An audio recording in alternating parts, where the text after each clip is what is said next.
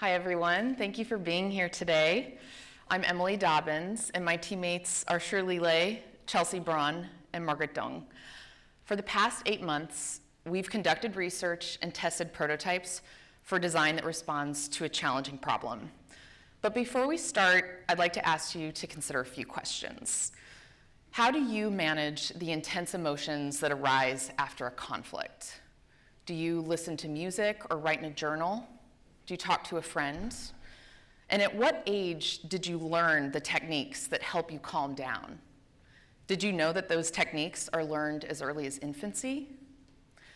During our formative research, our team interviewed subject matter experts and parents about communication between children and parents in the home. We heard about a wide range of topics, but what really stood out as a primary concern for parents was conflict. Throughout our research, we learned about several types of parent-child conflict, which we mapped to this conflict zone diagram. We referred to this as we began to identify potential design opportunities. We interviewed some parents, and we found out that in the escalation zone, it is not natural or appropriate to intervene in times of heightened emotions. In the resolution zone, parents felt strongly that they didn't need any technological application to speak with their child.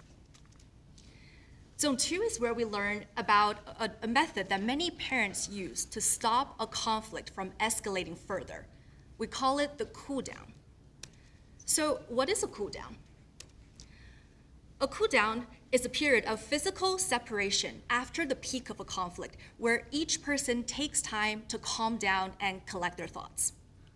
The process usually contains 3 steps. First, parent and child call for a pause.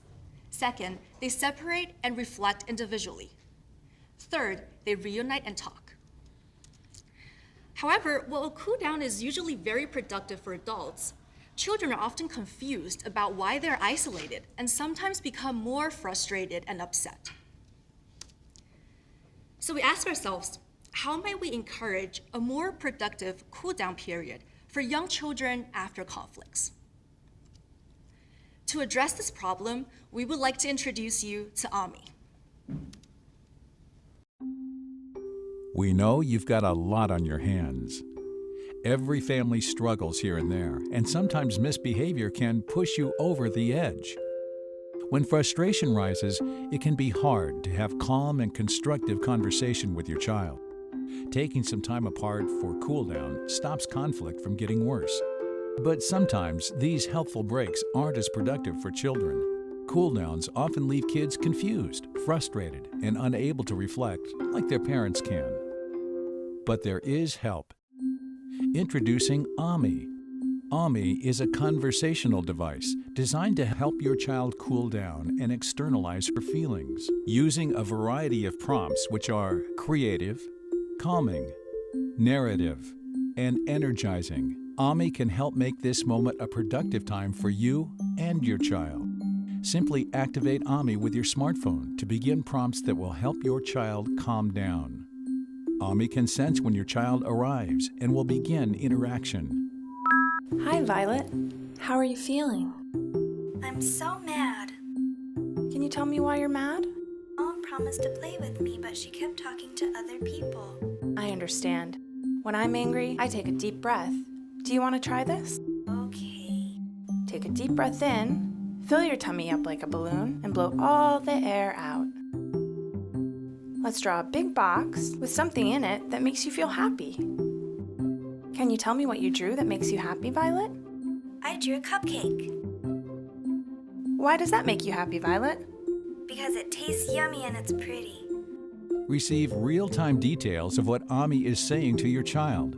When you're ready to reunite, send a request through the app and Ami can let your child know. Violet, your mom wants to talk to you now. Should we share your drawings with her? Ami can help your child build emotional intelligence, so when you come together, you can pick up where you left off. Ami, a smart cool-down companion for your child.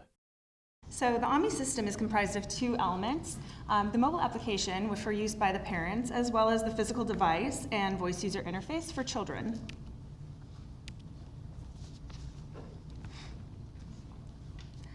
AMI is designed for children ages 3 to 6 years old, so we decided to create a physical form that was approachable, comforting, and relatable. AMI has a soft silicone texture and uses colorful lights to encourage healthy mood and has a nice, gentle ambient glow when not in activated use. We chose to use a voice user interface so that we could engage young children who are verbal but maybe not reading or writing yet. Also, since many parents already limit the screen time for their children, we wanted to respect these current practices by not encouraging more. AMI is designed to help by focusing on 3 primary goals.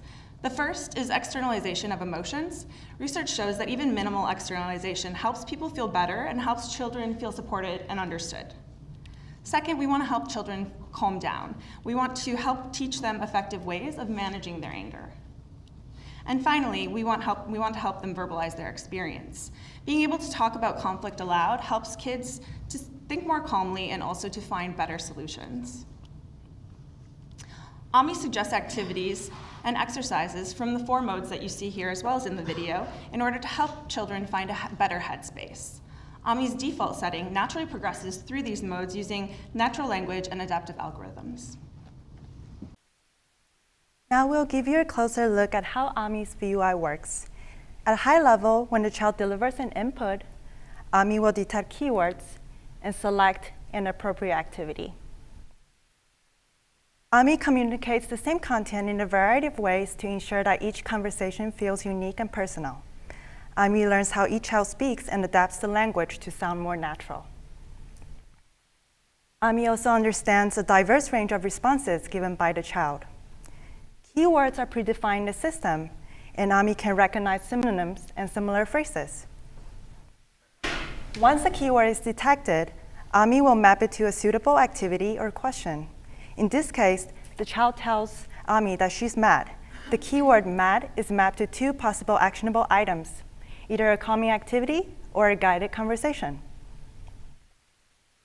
Over time, AMI learns which prompts and activity work best for the child through trial and error. From our parent interviews, we learned that every family has their own way of dealing with conflicts, and every child has their own way of dealing with emotions, so we designed AMI's prompts and activities to be customizable.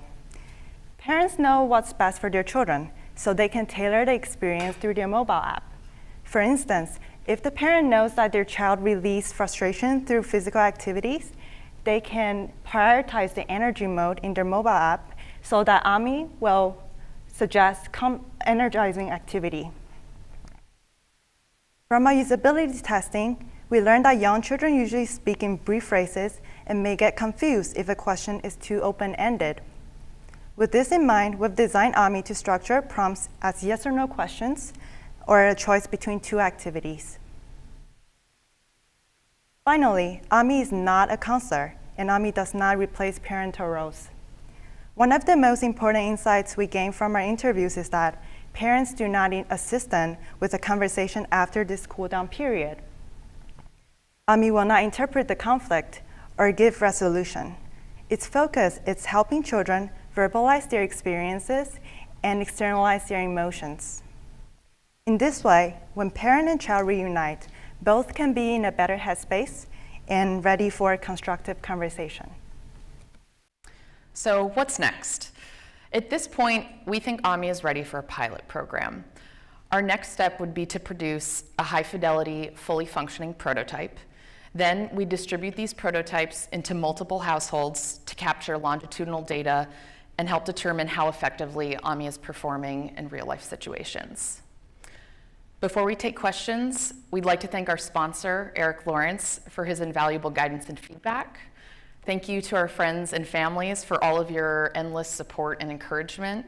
And last but not least, we'd like to thank all of the parents and children that invited us into their homes and talked to us about their families. We especially want to thank Diane and Devin. Thank you very much.